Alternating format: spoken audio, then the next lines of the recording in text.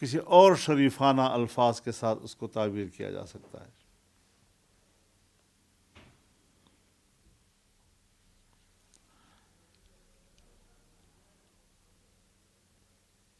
Assembly, parliament قانون پاس کر رہی ہے، ابھی وہ ایکٹ بنا نہیں، چیف جسٹس صاحب نے 8 رکنی بینچ بلا لیا، فوری طور پر بلایا۔ کیا جج نے دوسرے فریق کی بات نہیں سننی؟ اس نے حکومت کو بلایا، کیا اس نے بات سنی ان کی؟ اور ایک ہی نشست میں فیصلہ دے دیا، اور پھر کہتے ہیں یہ فیصلے تسلیم کرو۔ کیسے تسلیم کریں ہم لوگ؟ ہم انسان ہیں، اس ملک کے معزز شہری ہیں، ہم سیاسی لوگ ہیں، ہم رائے رکھتے ہیں، تو اس طرح تو نہیں کہ جانوروں کی طرح اب ہمارے سامنے جو چارہ ڈالے ہم قبول کرتے رہیں۔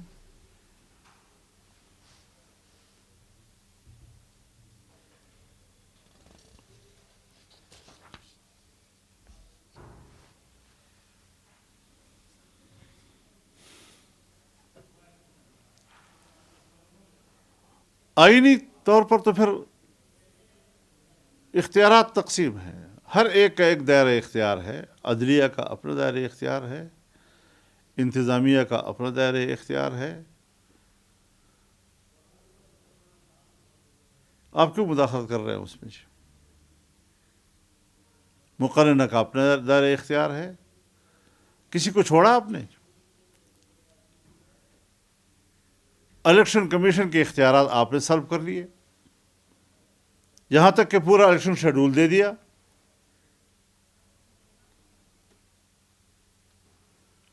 پورے الیکشن کمیشن کے اختیارات پر قبضہ کر لیا۔ انتظامی طور پر یہ حکومت کا اختیار ہے کہ اس کے رجسٹرار کو واپس بلائے یا وہاں بھیجے۔ سپریم کورٹ کے رجسٹرار کو ہٹانا یہ انتظامی معاملہ ہے، سپریم کورٹ کا نہیں جائے گا۔ پھر آپ کیوں اس طرح مداخلت کرتے ہیں تمام معاملات میں؟ پارلیمنٹ ایکٹ بنا رہی ہے، ابھی ایکٹ بنا نہیں ہے، اور آپ پہلے قانون اس کے خلاف فیصلہ دے رہے ہیں۔ تو پارلیمنٹ کے اختیارات پر قبضہ، تو الیکشن کمیشن کے اختیارات پر قبضہ، تو انتظامیہ کے اختیارات پر قبضہ۔ اگر سپریم کورٹ اس طرح ہے تو پھر ہم اس کو عدالت کہنے کی بجائے ایک عدالتی مارشل لا سے تعبیر کر سکتے ہیں۔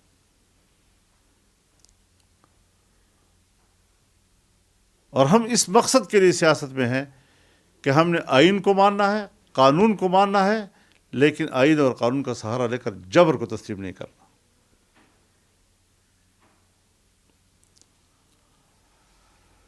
تو یہ اس وقت کی صورتحال ہے جس پر میں اپنے رائے دینا چاہتا تھا۔ بہت بہت شکریہ آپ حضرات کا۔ اللہ تعالی ہمارے وطن کی حفاظت فرمائے، اور انشاءاللہ العزیز ہم اس وطن کی حفاظت کے لیے لڑیں گے۔ اور یہ جو الیکشن کے خلاف 2018 کے خلاف ہم 3 سال سڑکوں پہ رہے ہیں، ہماری طرح کون سڑکوں پہ رہا ہے؟ سردی، گرمی، ہر حالت ہم نے برداشت کیا، ہمارے ورکروں نے برداشت کیا، عوام اس میں شامل ہوتے تھے۔ 14 ہم نے ملین مارچ کیے ہیں، آزادی مارچ کیا ہے، لاکھوں لوگ اس میں شریک ہوتے تھے۔ اب پتہ نہیں ہماری اسٹیبلشمنٹ کو کون رپورٹ کرتا تھا کہ اس کی تعداد کتنی ہے جلسے میں، اور اس طریقے سے وہ سمجھتے ہیں کہ شاید۔ تو ہم نے تو یہاں پر 8 اگست 2018 کو شاہراہ دستور پر مظاہرہ کیا، سپریم کورٹ کے سامنے مظاہرہ کیا۔ کیا اس وقت توفیق ہوئی اس سپریم کورٹ کے کہ وہ سو موٹو کرے؟ دھاندلی کی پشت پناہی کر رہے تھے سارے لوگ۔ اس وقت کی اسٹیبلشمنٹ بھی جو ہے وہ دھاندلی کی پشت پناہی کر رہی تھی۔ کیا ہم آج کی اسٹیبلشمنٹ سے یہ درخواست کر سکتے ہیں کہ وہ اس وقت کی اسٹیبلشمنٹ کی اس ناجائز، ناروا، اس ظلم اور اس دھاندلی کے جرم کا احتساب کر سکے گی؟ یہ چیزیں صاف ہونی چاہیے۔ ایسے لوگوں کے ساتھ بٹھائیں کہ جس کی نہ ہم۔ میں تو پہلے دن سے کہہ رہا ہوں کہ میں عمران خان کو پاکستان کی سیاست کا غیر ضروری عنصر سمجھتا ہوں۔ یہ لانچ کیا ہوا ہے، اور ہم ان سے مذاکرات کی بات کرتے ہیں. اتنی گر گئی ہے پاکستانی قوم، اتنی گر گئی پاکستانی سیاست. لہٰذا یہ بات دل سے نکال لی جائے کہ ہم اس طرح کے شخص کو کہیں گے کہ صاحب آپ بتا دیجئے ہم کب انتخاب کریں گے. ایسی سیاست کو چھوڑ دینا چاہیے پھر ہمیں. اللہ تعالیٰ فضل فرمائے گا انشاءاللہ. مولانا صاحب اگر ایک بتائیے گا کہ ہمارے آرمی چیف صاحب نے کہا ہے کہ نہ نیا پاکستان نہ پرانا پاکستان بلکہ ہمارا پاکستان، ایک انہوں نے یہ بات کہی ہے. دوسری بات یہ ہے کہ پیپلز پارٹی والے سب سے زیادہ مذاکرات کی بات کر رہے ہیں. پچھلی دفعہ بھی پی ڈی ایم سے وہ نکل گئے تھے، اور ابھی بھی ہم نے پچھلے 2 دن سے دیکھا کہ پیپلز پارٹی والے مذاکرات کی زیادہ بات کر رہے ہیں. تو اس پہ آپ کیا؟ پیپلز پارٹی کا اپنا فلسفہ ہے. انہوں نے عدم اعتماد کے ذریعے سے حکومت ہٹانے کی بات کی، جب میں نے کہا تھا کہ تحریک کے ذریعے سے اور صوبائی اسمبلی سندھ کی توڑ کر تمام اسمبلی کے ممبران جو ہمارے ہیں مستعفی ہو جائیں. ہم پوری تحریک کی قوت کے ساتھ اس نظام کو تبدیل کرنا چاہتے ہیں. آج الیکشن ہو جاتے، ملک میں کوئی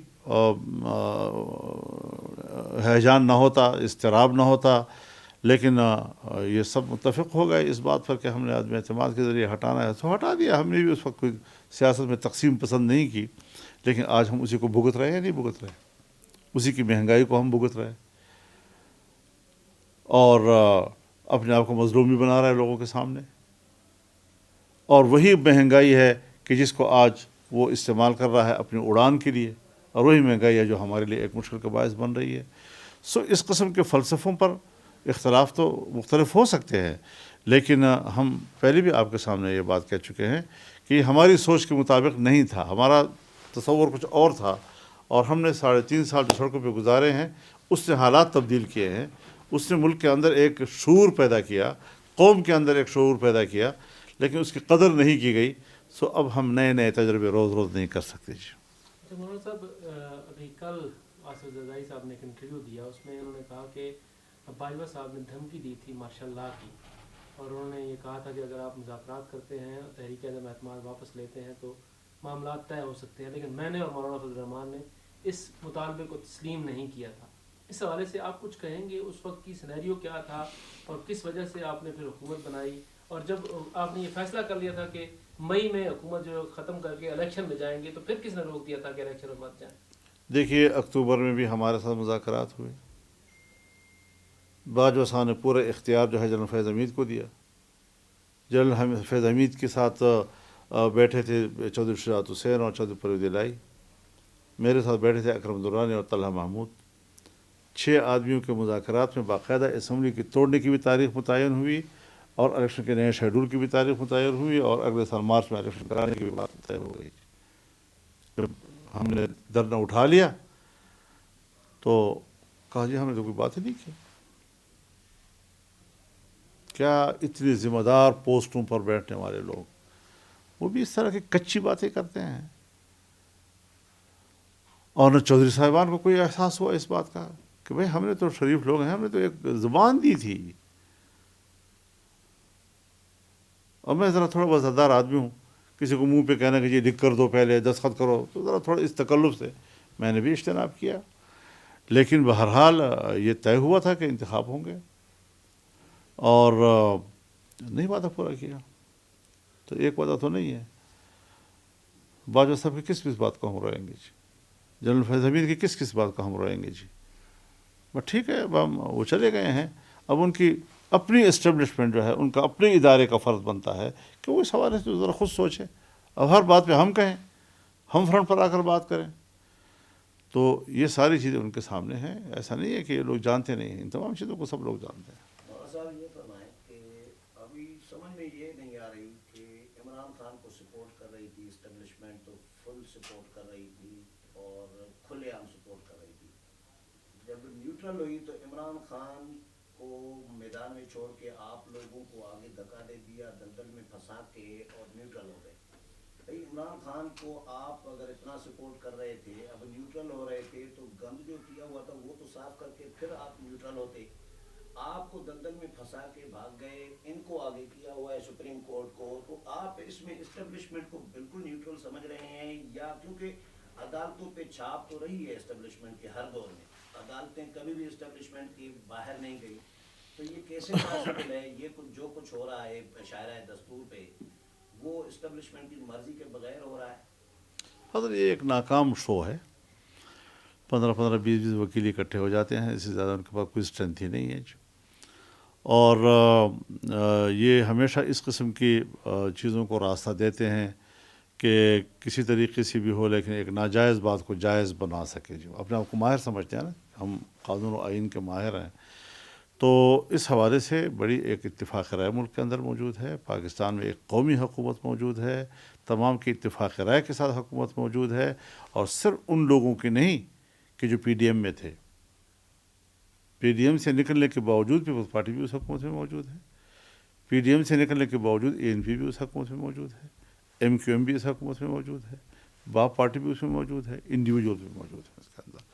تو ہم جہت اس وقت یہ ایک قومی حکومت کی حیثیت رکھتی ہے، اور اس پوری قومی ویژن کو آپ ایک عمران خان کے لیے قربان کر دیں. کوئی عقل ہے کسی کے پاس؟ اس کو عقل کہتے ہیں، اس کو ویژن کہتے ہیں، اس سے ہم مروب ہو جائیں؟ فضل الرحمان ایسی ویژن سے مروب ہونے والا نہیں ہے جی، انشاءاللہ. مولانا صاحب، آصف زرداری صاحب نے ایک سیاسی ڈائلاگ کمیٹی تشکیل دی ہے، تو آپ پہ کوئی دباؤ ہے زرداری صاحب کی طرف سے بھی عمران خان سے مذاکرات کریں؟ ہمارے ساتھ ابھی تک اس بارے میں کوئی بات نہیں ہوئی، لیکن ہمارا موقف واضح ہے جس طرح ہم نے آپ سے عرض کر دیا. سر لیکن ہوگا کیا؟ ادھر سے فیصلے آئیں گے، ادھر سے پارلیمنٹ مسترد کرے گی، پارلیمنٹ جیتے گی، نتیجہ پارلیمنٹ جیتے گی، قوم جیتے گی، عوام جیتے گے انشاءاللہ. اور ہم پہلے بھی روڈوں پر آنے کے عادی ہیں، کوئی ایسا نہیں ہے کہ ہمیں اس کا تجربہ نہیں ہے. ہم بڑے زبردست قسم کے ایکٹیوسٹ ہیں جی، ہم زبردست قسم کے تحریکی لوگ ہیں. کل اگر پھر اس طریقے سے ان کے لیے کسی نے یہاں حرکت کی، چاہے امریکہ ہو، چاہے یورپ ہو، چاہے پاکستان کے کوئی اور ادارہ ہو، اس طرح کے ناجائز لوگوں کے لیے ناجائز حرکتیں کرنا، پھر بھی ہم میدان میں ہوں گے، کوئی اور نہیں ہوگا انشاءاللہ العزیز. ہم نے یہ راستہ جو ہے وہ بھولا نہیں ہے. ہمارے کارکن عوام جو اس بات کو سچ سمجھتے تھے اور ہمارے ساتھ کھڑے تھے، آج بھی کھڑے ہیں انشاءاللہ.